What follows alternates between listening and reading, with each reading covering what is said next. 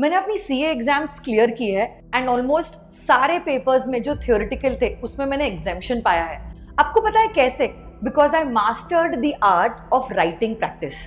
तो ये जो आर्ट है राइटिंग प्रैक्टिस का, इसमें आप कैसे मास्टरी ला सकते हो? सबसे पहले पॉइंट तो आप जब कभी भी आपके आंसर्स की प्रैक्टिस करते हो, do not directly jump to write down the answers. सबसे पहले तो आपको आंसर्स को रीड करना होगा। आप जितनी रीडिंग करोगे आपको समझ में आएगा what is the answer expected by the ICI. Second thing, एक बार आपकी रीडिंग हो गए, आपको क्या करना है, आंसर्स को एक्चुअली लिख के निकालना है। और ऐसा नहीं होगा कि आप बुक को बंद करके लिखना चालू करोगे और सब कुछ आ जाएगा। ये जब आप लिख रहे हो, it should be an open book writing practice. धीरे धीरे करके आपको कम हेल्प लगेगी एंड इवेंचुअली एक दिन आएगा जब आपको टेक्स्ट बुक की जरूरत ही नहीं पड़ेगी। तीसरी चीज, जब आप आंसर्स लिखते हो, compare your answers with your friends.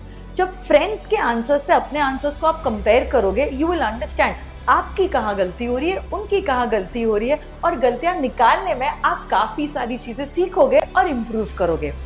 Fourthly, you should give test. और ये टेस्ट कैसे होने चाहिए? टॉपिक वाइज या एक्ट वाइज होने चाहिए, ताकि आपको एग्जैक्टली समझ में आ जाए कौन सी वो एक्ट है जो आपकी स्ट्रेंथ है और कौन से वो सारे एक्ट्स है जो आपके वीकनेसेस हैं। ये चारों चीजें एक बार आपकी हो गई और आप कंसिस्टेंटली इसको फॉलो कर रहे हैं, तो आपको टाइम से रिलेटेड कंसर्न नहीं रहना चाहिए।